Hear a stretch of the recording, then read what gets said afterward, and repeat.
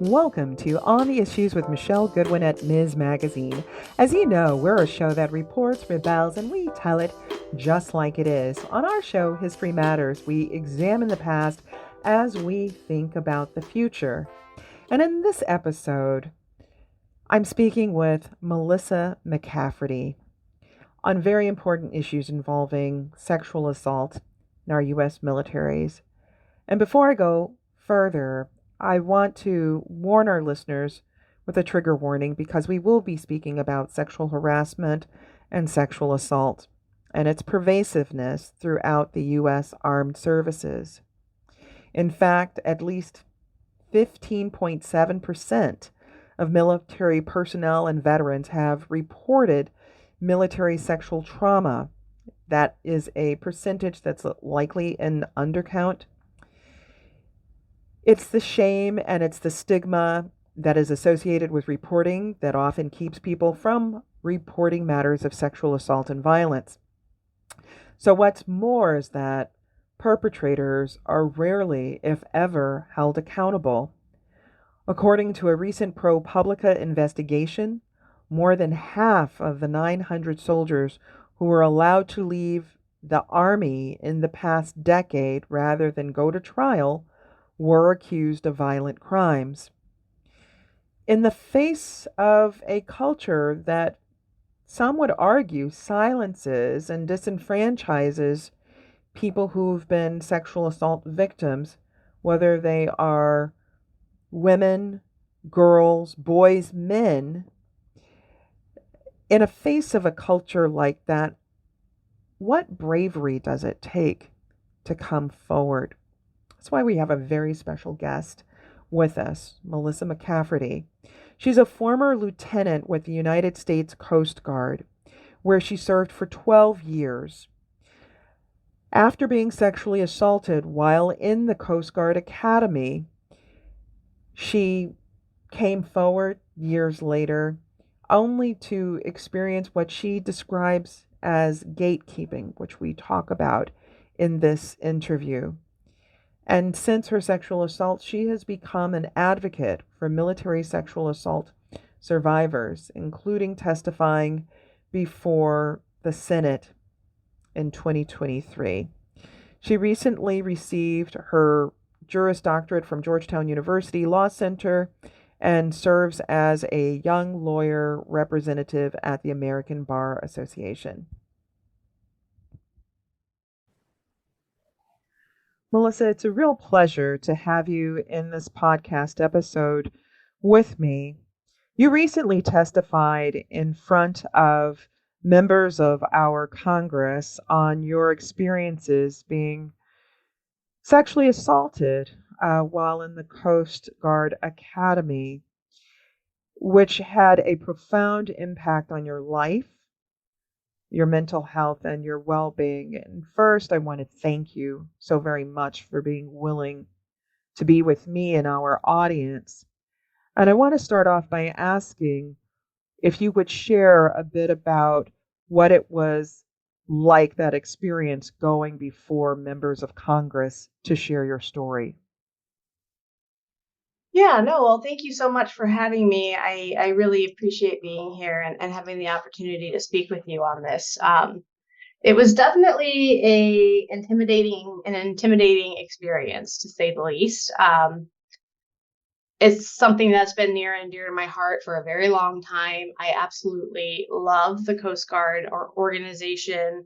Is, in my opinion, the best military branch out there, primarily because we're so focused on the humanitarian aspect of the mission. We tend to save lives instead of taking them, and that's something that immediately attracted me when I was a young kid growing up in Michigan. So it was only natural that I would join the Coast Guard through the academy than any of the other branches. So I have to say, before I kind of go any further, that I absolutely love this organization. I am loyal to this organization.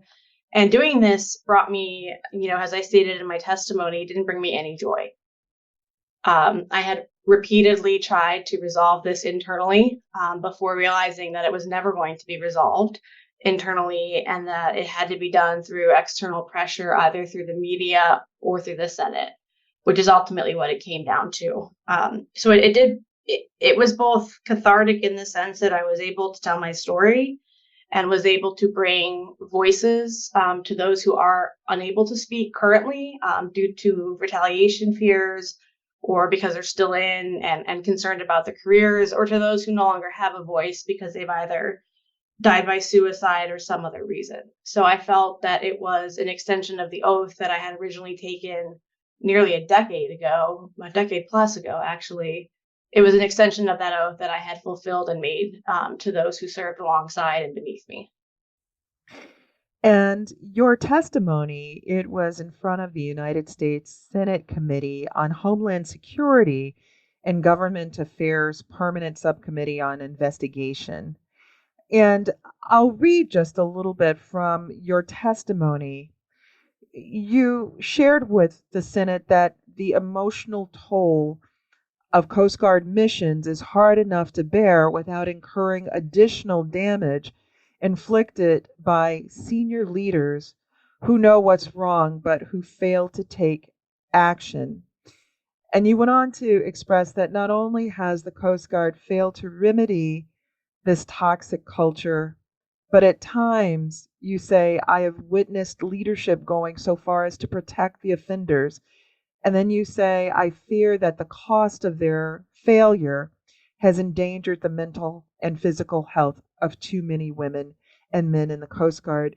Can you share a bit then about what it was that you experienced and perhaps what you saw taking shape on the ground? And again, I'll remind our listeners of a trigger warning for any people who may be sensitive to what is about to be shared.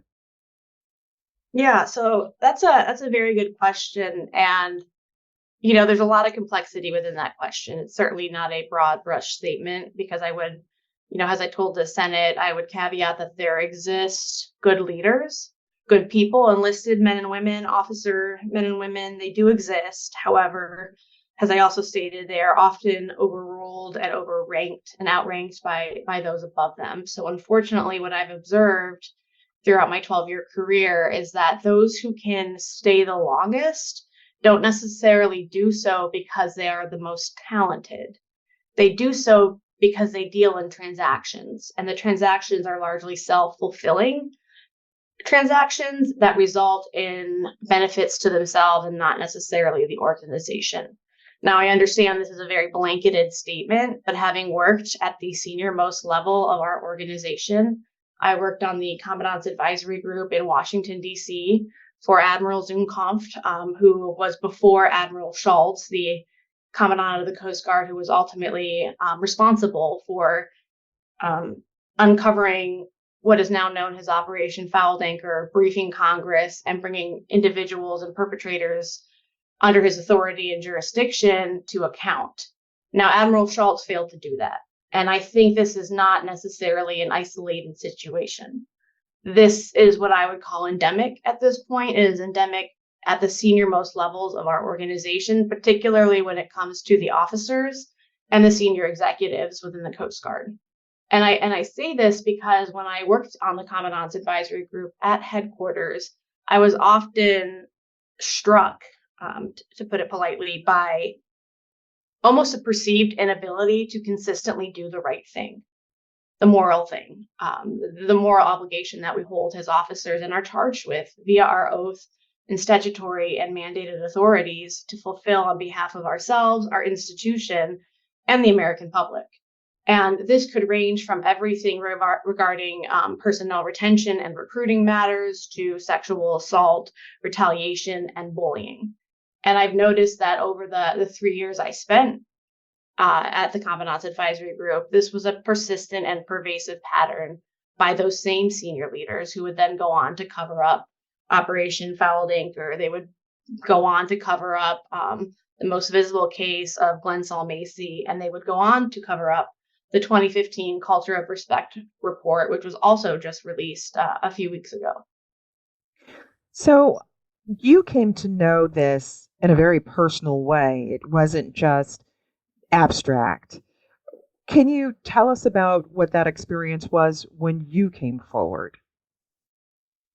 Yeah, so that's a great question. And, it is a very sensitive topic. So I would reiterate the trigger warning is that, it was very telling to me.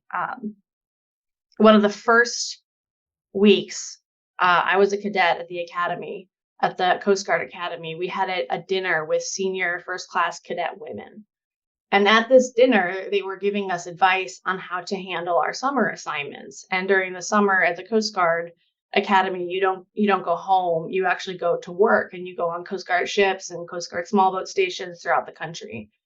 And we're all assigned all over the world for a period of 6 to 8 weeks on these ships, cutters, small boat stations, etc. And these women who had spent 2 previous summers themselves proceeded to issue warnings to us junior women. We're brand new. We had just finished our boot camp, if you will, and we're preparing for the academic year. And I distinctly remember them saying, you have an opportunity to be one of 3 things. You can't be both. You can't be all 3, but you need to pick and choose one. And you need to be very careful and deliberate with how you go about it.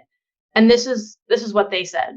This is what they said. You can choose during your summer assignments and when you commission to be a bitch, a slut, or a lesbian. You need to pick one. If you're a bitch, people will leave you alone, but they won't respect you.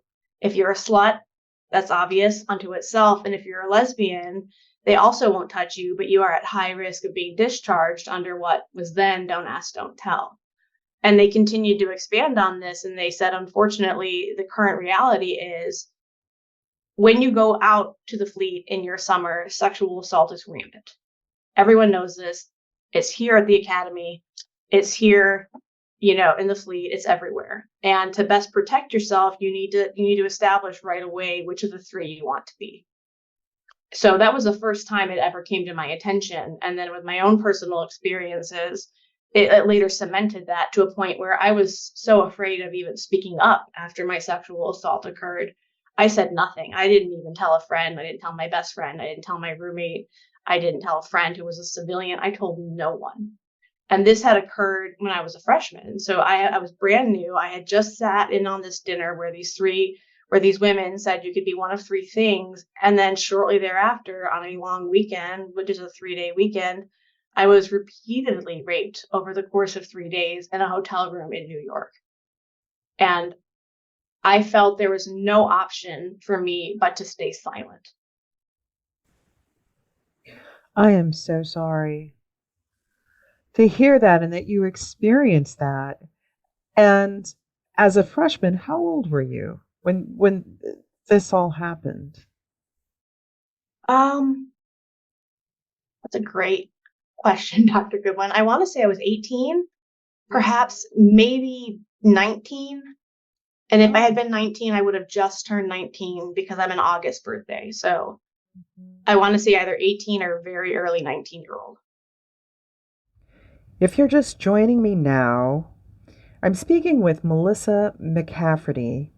Melissa is a former lieutenant with the United States Coast Guard, where she served for 12 years before becoming a lawyer and coming forward to tell her story about sexual assault while as a member of the Coast Guard Academy as a student. Let's turn back to our conversation. So also then hearing the first part that you shared is here are these 3 options. These are not the options that you were imagining when you were a kid and thinking, I want to go save lives for sure. And then hearing that these are the options before you, and then such a horrific experience. And so you held that in and didn't tell anyone. Was there a time in which you felt, okay, I can now go forward with this? Or what was it that triggered when you did come forward the first time? Yeah, so I actually came forward twice at the academy. Once was with Glenn Saul Macy himself. He had repeatedly verbally harassed me, made sexual comments to me throughout the course of my 4 years at the academy. And I reached out to a senior officer at the academy who was also a faculty member.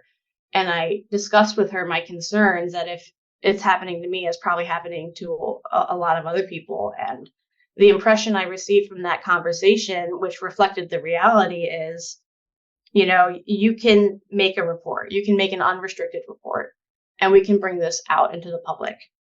But if you do that, he is protected by some very senior and very powerful people, and it will likely be the end of your career, which hadn't even started at that point. I was still in school.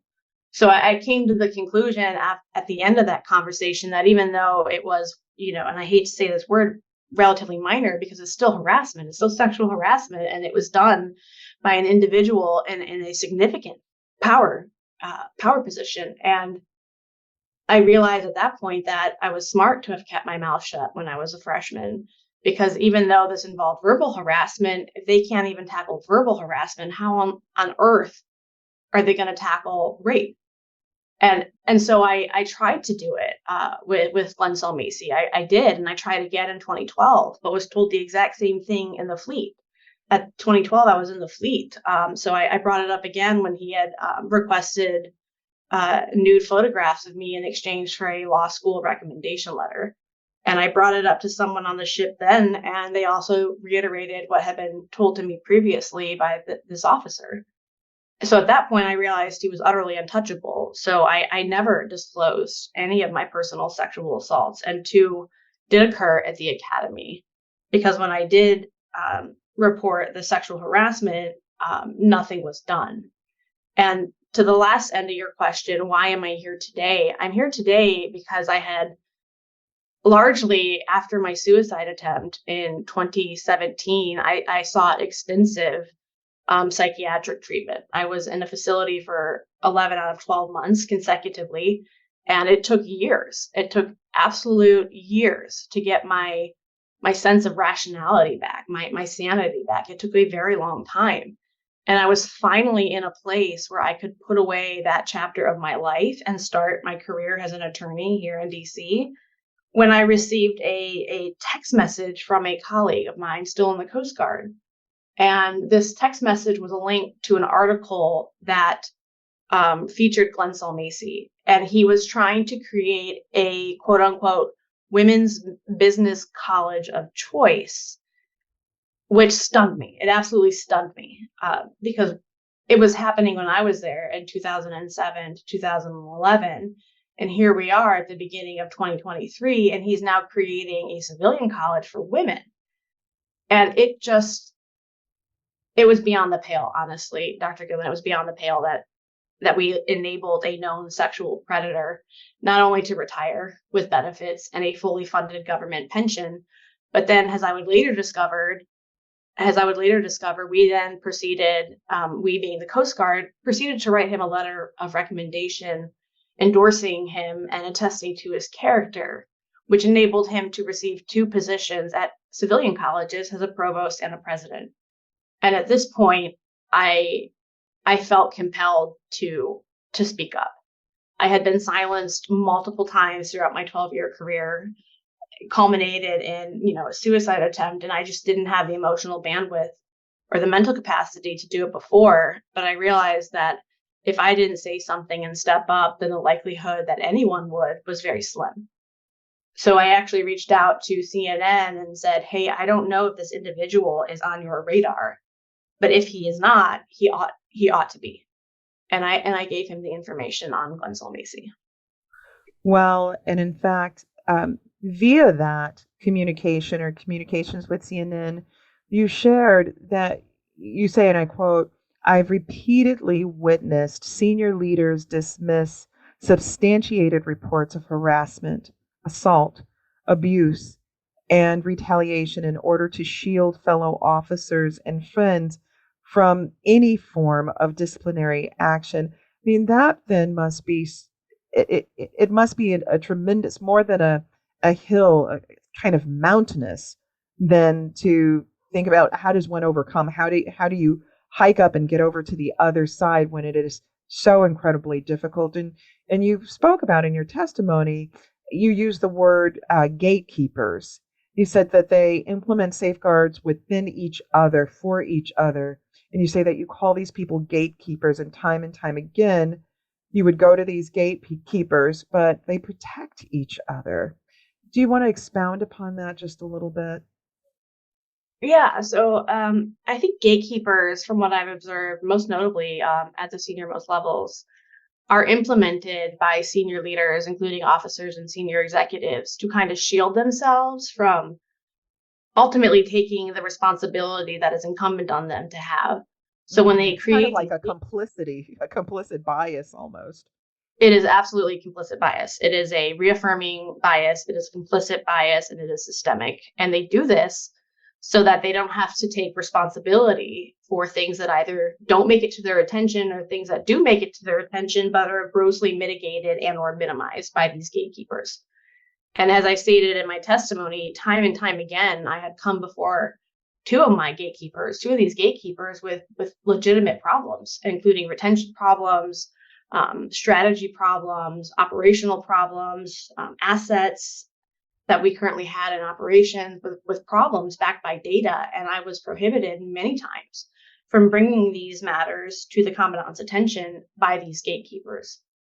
So it's no surprise to me to learn that Glenn Saul Macy, and I reference him not in the sense that this is an isolated event. This is a series of hundreds of events. There have been hundreds of these. I've witnessed several myself. I've experienced at least 4 personally, and I've heard from hundreds of other women and men, enlisted and officer alike, that this consistently occurs.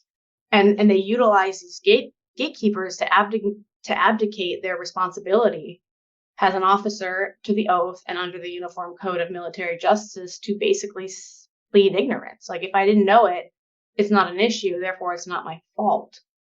And we know that's not true. We know that's not true. So that's why I said what had to be said. I want to take a moment to come back to something that you said, because so often there is a shock and surprise that people seem to express when sexual assault is talked about and revealed.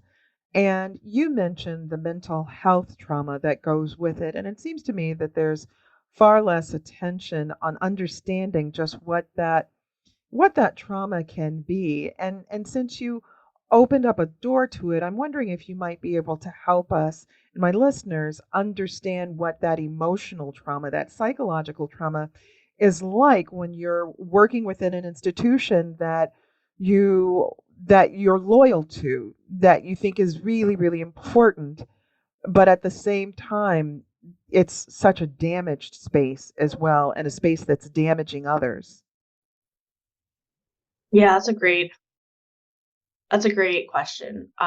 There is definitely a lot of cognitive dissonance that I held between my aspirations, my core values, the Coast Guard core values, the Coast Guard missions, and then the reality that I was confronted with. And they definitely did not align. There was absolutely a disconnect between what we are taught as officers at the academy, which is, allegedly one of the most prestigious academies in the world, and what I saw in terms of conduct.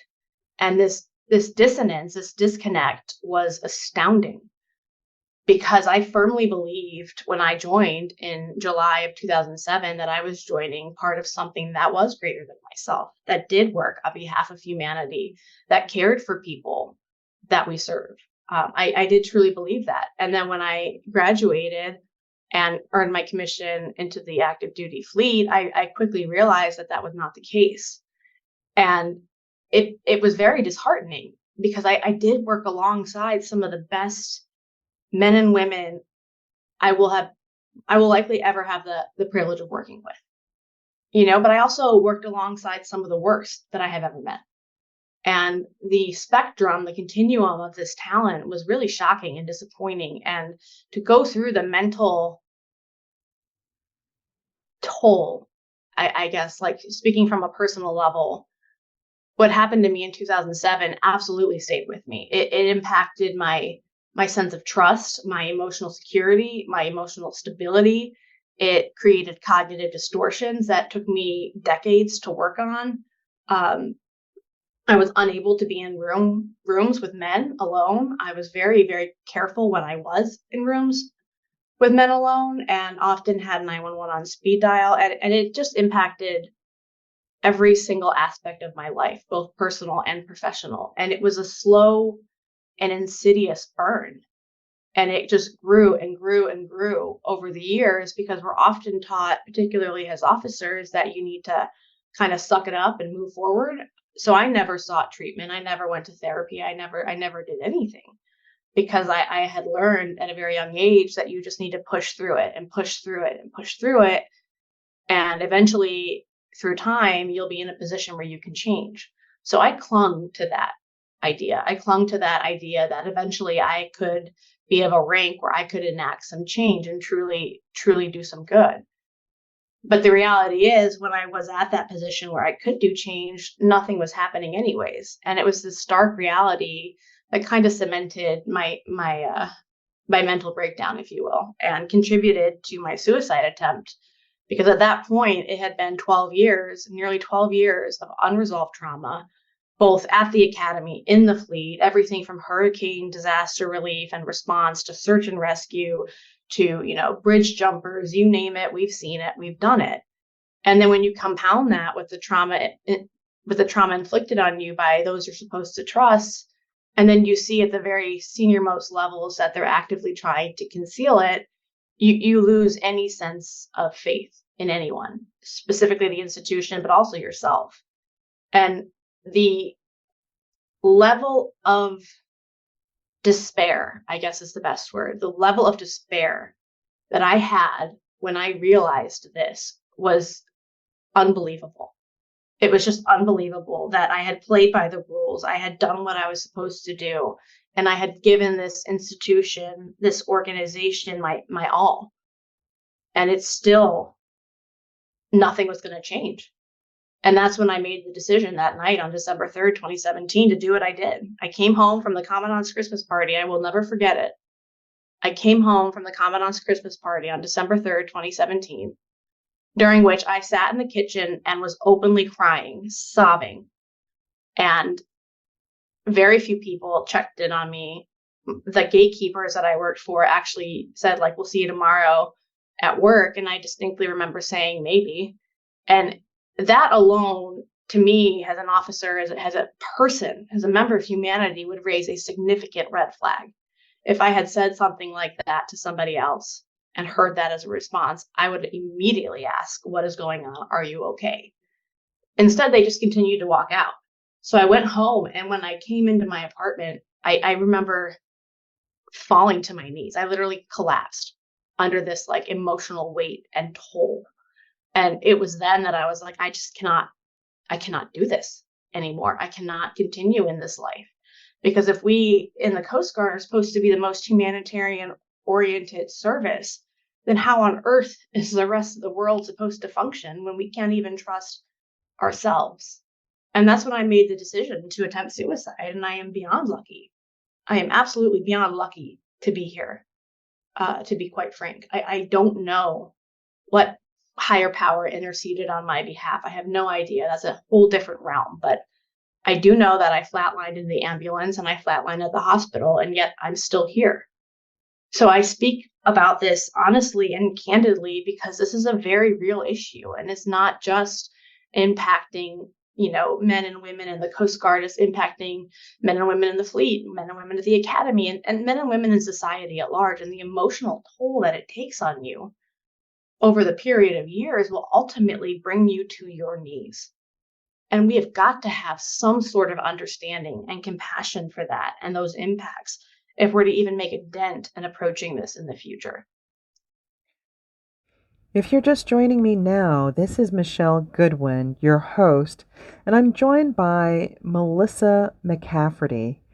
She recently testified before the United States Senate Committee on Homeland Security and Government Affairs Permanent Subcommittee on Investigations. Her testimony was about the emotional toll that she experienced and so much more associated with sexual violence in our armed services and what she experienced while she was, in fact, in college with the Coast Guard Academy. I return to that interview now.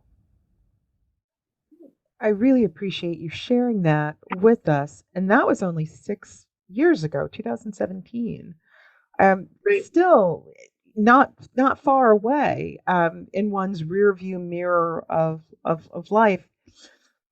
I want for our listeners to know that what you're talking about is not isolated. For example, we know from studies that have been done on this that throughout the military, there's even something called military sexual trauma, which gives some idea of the wide depth of sexual assault within our militaries. And I quote from part of an article published in Ms. Magazine about this that for many service members, estimated at 1.3 million active duty personnel, the reality of military sexual trauma and retaliation after reporting it is very familiar. So, one study, for example, notes that nearly 16% of military personnel and veterans have reported military sexual trauma, otherwise known as MST, which includes both harassment and assault. About 4% of men and about 39% of women. So it is widespread. I'm wondering, Melissa, if after your suicide attempt, what motivated you then? Did you see that the fact that you survived as being a sign of the fact that you could get through this and become an advocate? I'm wondering what that was like, because for so many people, that might have been also, I survived it and now I'll just stay away. I'll just be in my quiet space. But you took a different path. Yeah. It wasn't always like that, to be honest. It wasn't always like that, and I wish I could say otherwise. But I mean,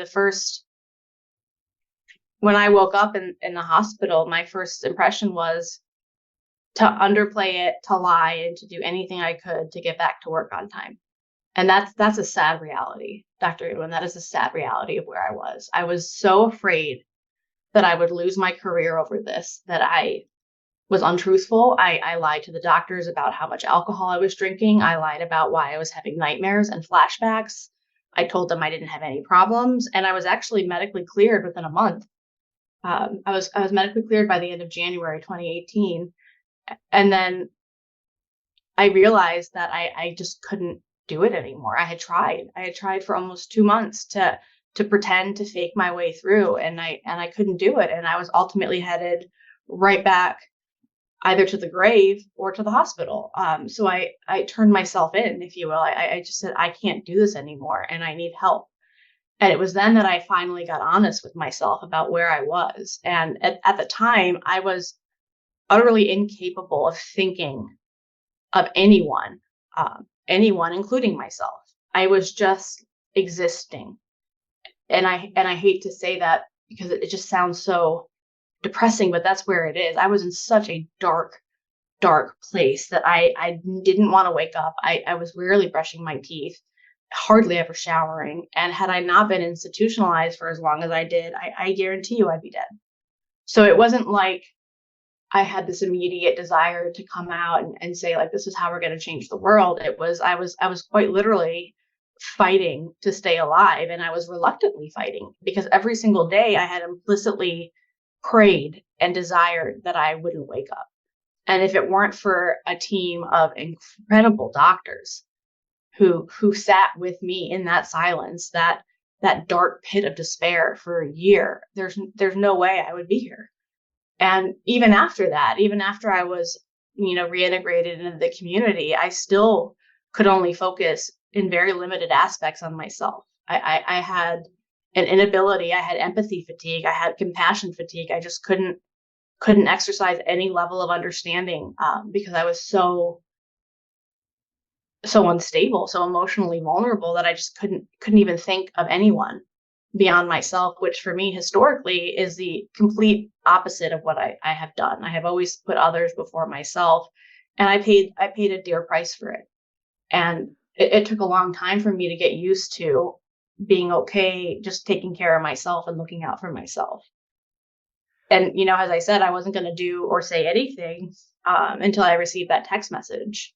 And at that point, it had been, I think, 3-4 years of intense therapy, multiple psychiatric treatment facilities, rehab, getting sober, clearing my thoughts, putting some distance between me and the organization.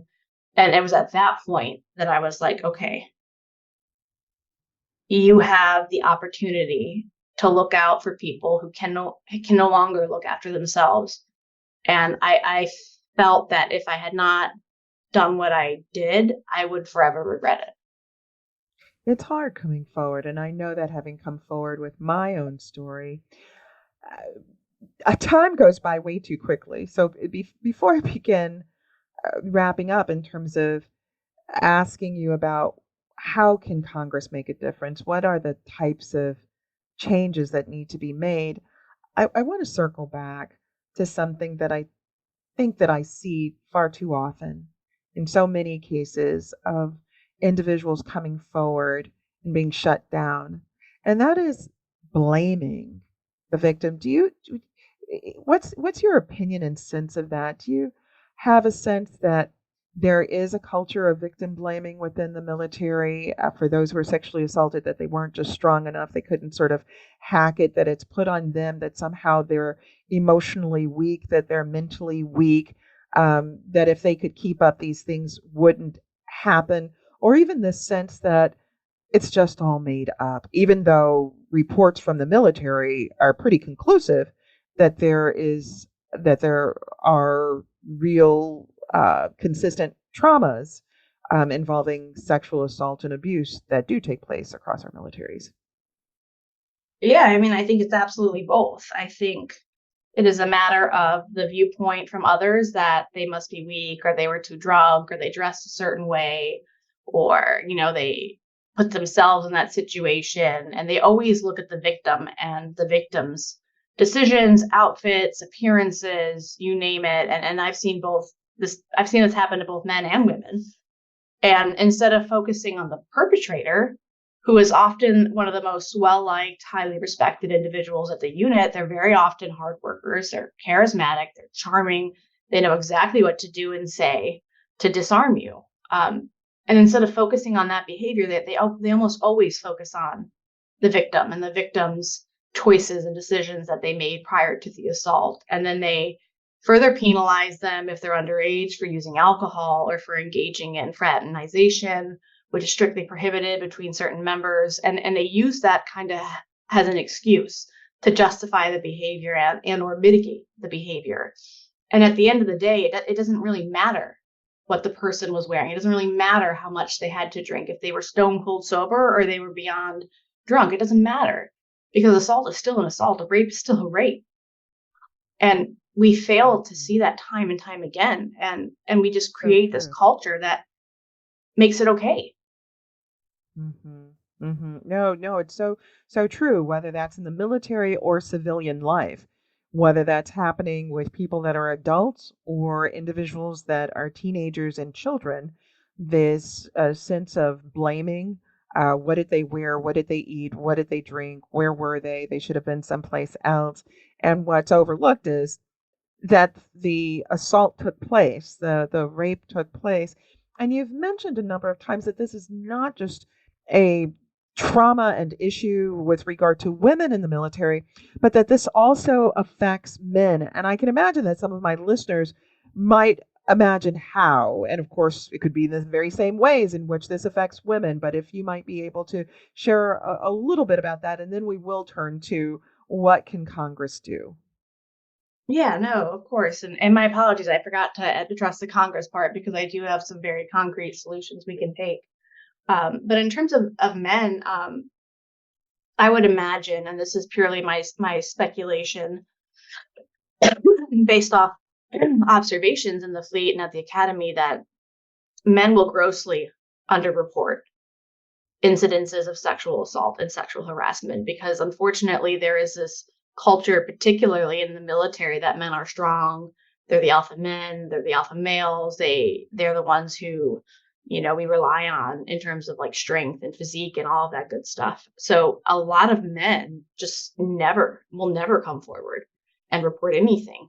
And those that do are immediately ostracized for being weak or effeminate, and they ascribe to them feminine qualities, which is beyond devastating. And in terms of my experiences, I know of two men, both of whom I would consider, objectively very strong, very powerful men who were sexually assaulted in the fleet. And at both times, the first one was, he believes he was date raped. He was drugged and then dragged and raped. And then when he woke up, he had no clothes, completely naked, no awareness of what happened. The second individual was at a party somewhere and drank well beyond what he should have. But you can't provide consent when you're that drunk, period. Like, you just can't. And he was then raped that evening by another gentleman. And I think the shame that came with that, because he was a straight man being raped by another man, was one thing. And then the added component of, I was too drunk, it happened to me, it was my fault, the victim blaming, was another component. And then the third component would be, the military often elevates men as the strongest, the most powerful, et cetera, et cetera. I mean, that's what the military does. We use lethal force for a reason. And when it happens to men, they are almost always emotionally devastated to admit that they were assaulted, because it implies that they're not true men. Mm-hmm.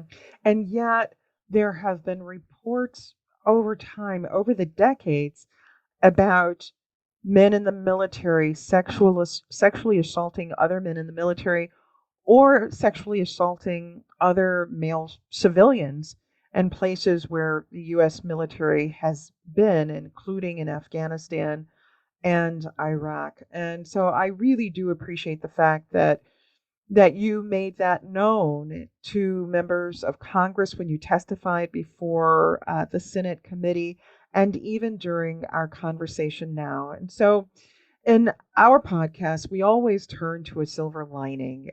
Where are there points of hope? And so you testified before the Senate, and so I'm wondering whether you see a point of hope with Congress in terms of what it is that they can do and should do, what's within their reach, such that this doesn't have to become a nightmare that just simply endures and that is attached to our military. Yeah. So what was really heartening to hear at the Senate is, the senators repeatedly stating that this is not a fire and forget moment, which is what frequently occurs. People come forward, they give testimony, they speak out, and then the organization or the institution or the perpetrator simply waits for everything to die out, in terms of media coverage, in terms of heightened scrutiny, et cetera. And the mere fact that they're even considering naming and shaming is another layer, because accountability, and and I stated this in my oral testimony, I stated it in my written testimony, we need to hold people accountable, period. We have the ability, we have the authority, we largely have everything we already need. And yes, we can improve it in terms of policy and procedures, and I'm absolutely welcome to those initiatives. But right now, we largely have everything that we need to do what is right. We just need the willpower and the courage and conviction to do it. So if it comes down to naming and shaming, then, I hate to say this, because as someone who recently graduated law school, like, everyone is entitled to due process. Everyone is entitled to a fair hearing, and everyone is entitled to a presumption of guilt. But when it comes to cases like Operation Fouled Anchor, and when it comes to cases like Glen Macy, it is clear what has occurred. And to this day, no one has been recalled from active duty or from retirement back to active duty to be held accountable under the Uniform Code of Military Justice, which something the current Coast Guard Commandant, could do this evening, should she so choose. And either she's unable to or otherwise unwilling to, I don't know. And that's a sad and tragic reality. And I would say, if she hears this, I would implore her to hold them accountable, to recall these individuals from retirement, to hold the senior executives accountable, to prosecute them under her already existing authority and jurisdiction via the UCMJ, and to show other senior leaders that this conduct will no longer be tolerated. Because what I've seen time and time again is they punish the junior members, they punish the enlisted members, they punish the junior officers, sometimes the mid-level officers, but I have very rarely seen a senior leader be held accountable for their decisions and their actions. And the message, whether it's intentional or not, is that senior leaders are untouchable and otherwise immune to the rules that govern the rest of us. And if the commandant is willing and able, she could recall everyone tonight, and I implore her to do so. And if she cannot, then I would request that she resign and let someone who is capable and willing to do it. So I don't know if that necessarily comes from Congress. We can exert all the external pressures we want, but the authority and the jurisdiction ultimately lives with the Commandant of the Coast Guard. And until she is willing and able to exercise her authority, it is unlikely that accountability will occur. Melissa, I want to thank you so very much for joining me for your testimony before the Senate committee, and for the bravery that you have shown and the commitment to others in coming forward, because I recognize that so much of what it is that you're expressing is, of course, about your experience, but it is also about protecting other people who may come into these spaces as well. And so I thank you so very much for joining me and our community of listeners. Yeah, no, thank you for having me. I really appreciate it. Guests and listeners, that's it for today's episode of On the Issues with Michelle Goodwin at Ms. Magazine. I want to thank each of you for tuning in for the full story and engaging with us. We hope you'll join us again for our next episode, where we'll be reporting, rebelling, and telling it just like it is. For more information about what we discussed today, head to MsMagazine.com and be sure to subscribe. And if you believe, as we do, that women's voices matter, that equality for all persons cannot be delayed, and that rebuilding America and being unbought and unbossed and reclaiming our time are important, then be sure to rate, review, and subscribe to On the Issues with Michelle Goodwin at Ms. Magazine in Apple Podcasts, Spotify, iHeartRadio, Google Podcasts, Stitcher, wherever it is that you receive your podcast. We are ad-free and reader-supported. Help us reach new listeners by bringing this hard-hitting content in which you've come to expect and rely upon by subscribing. Let us know what you think about our show, and please support independent feminist media. Look for us at MsMagazine.com for new content and special episode updates. And if you want to reach us, please do so. Email us at ontheissues@MsMagazine.com. We do read our mail. This has been your host, Michelle Goodwin, reporting, rebelling, and telling it just like it is. On the Issues with Michelle Goodwin is a Ms. Magazine joint production. Michelle Goodwin and Kathy Spiller are our executive producers. Our producers for this episode are Roxy Zoll, Oliver Hogg, and also Allison Whelan. Our social media content producer is Sophia Panagrahi. The creative vision behind our work includes art and design by Brandy Phipps, editing by Will Alvarez and Natalie Holland, and music by Chris J. Lee.